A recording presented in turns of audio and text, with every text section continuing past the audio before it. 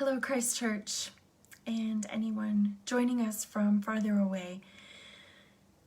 Last week, I had the opportunity to reflect with you on the parable of the Good Samaritan, and we talked about the two faces of mercy, the giving and the receiving of mercy.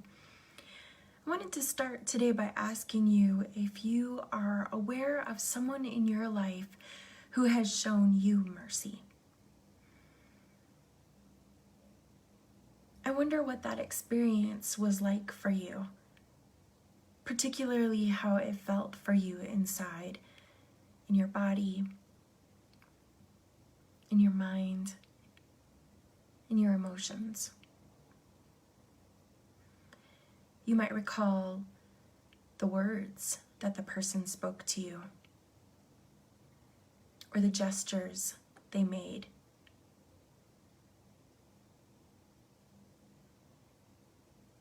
Maybe the way they welcomed you back into their life or into relationship with them.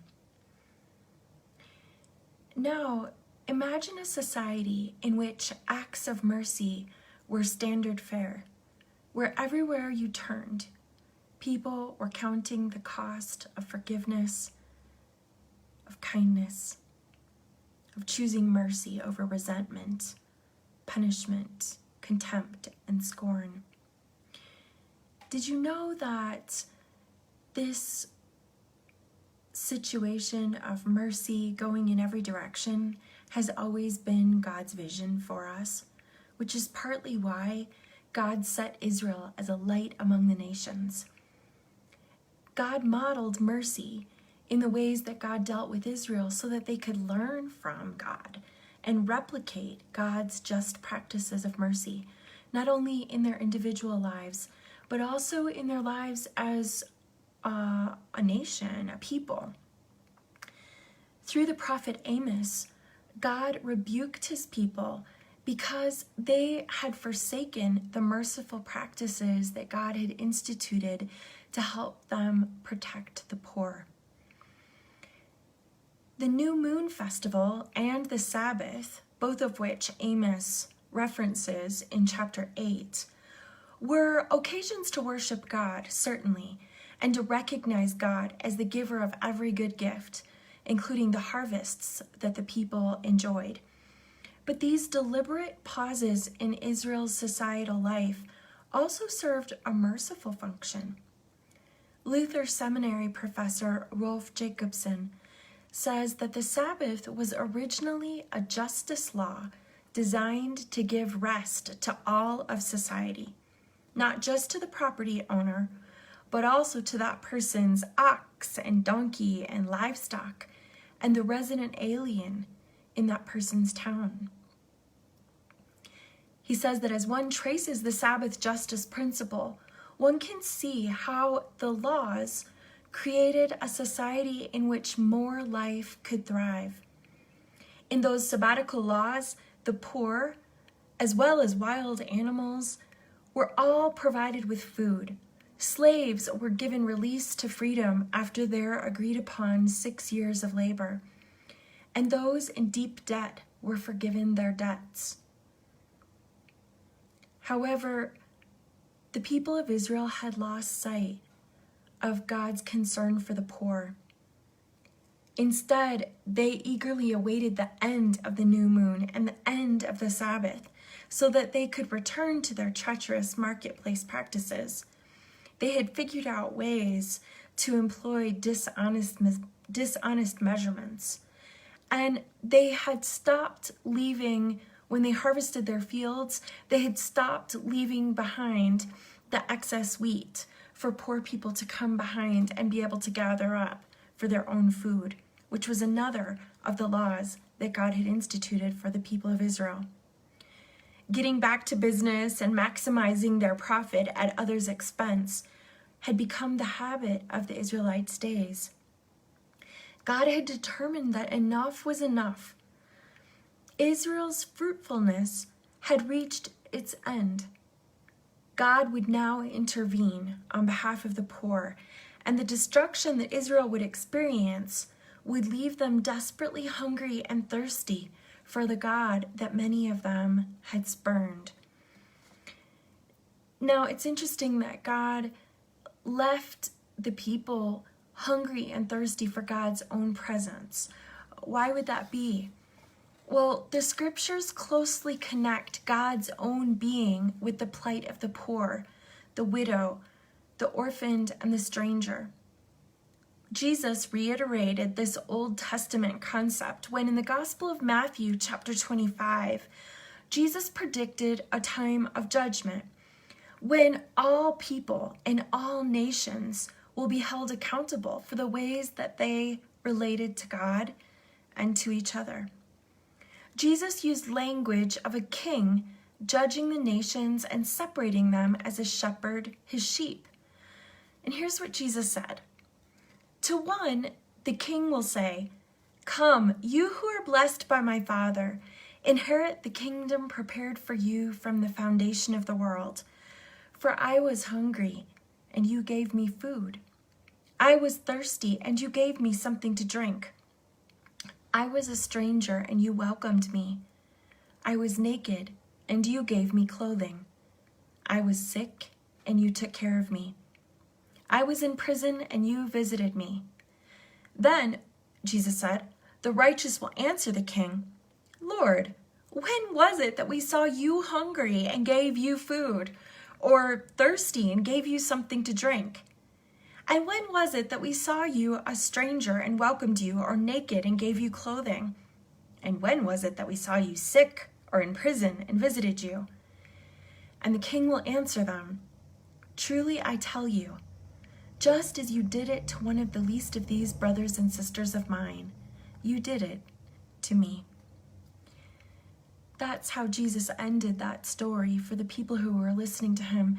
But it shows the clear connection that God places between the way that nations and communities treat the poor and the vulnerable and the way that we are treating God.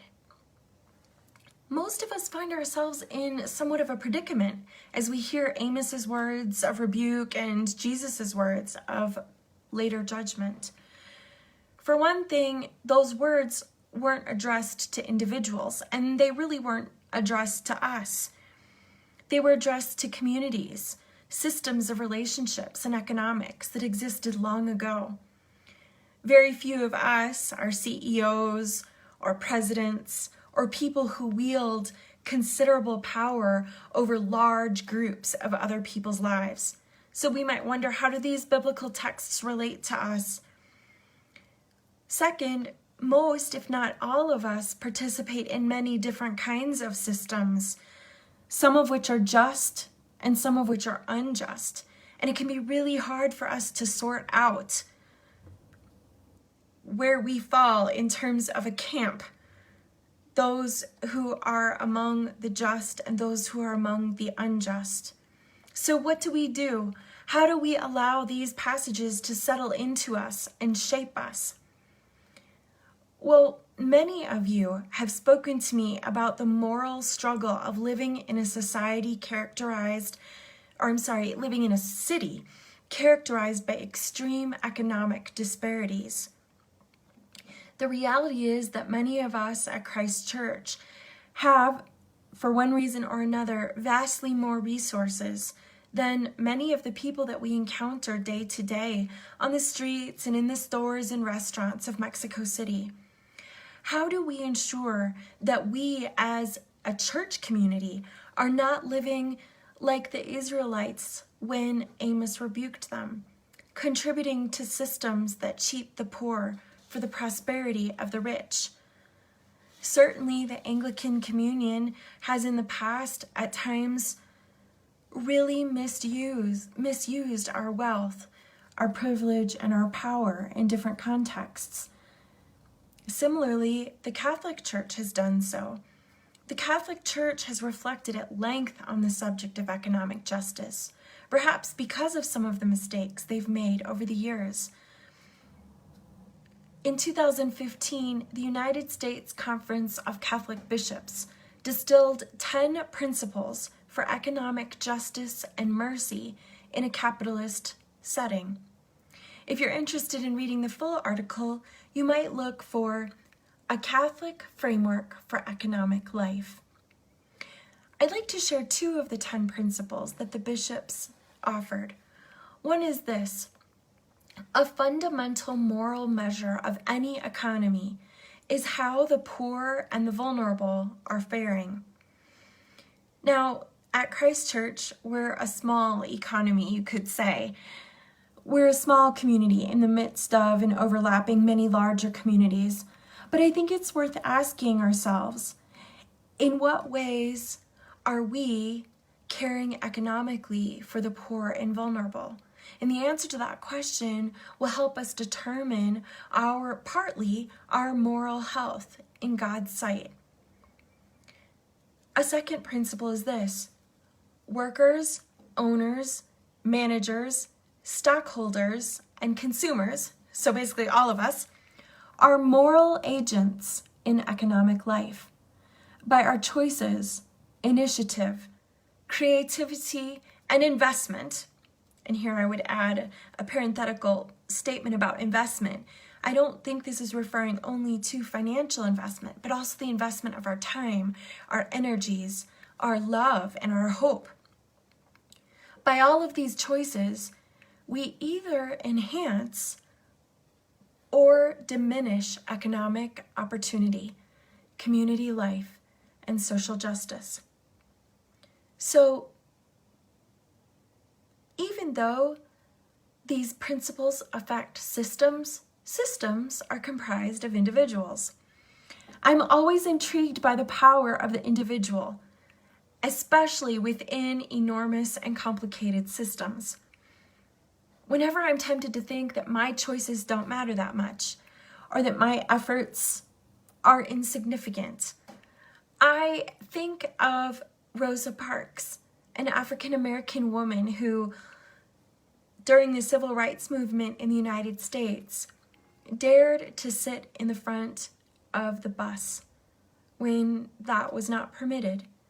She was able to wreak havoc on the laws that separated Black and white citizens of the United States. Greta Thunberg, the young environmental activist who has confronted world leaders regarding climate change after first influencing her own family to change their carbon footprint, inspires me.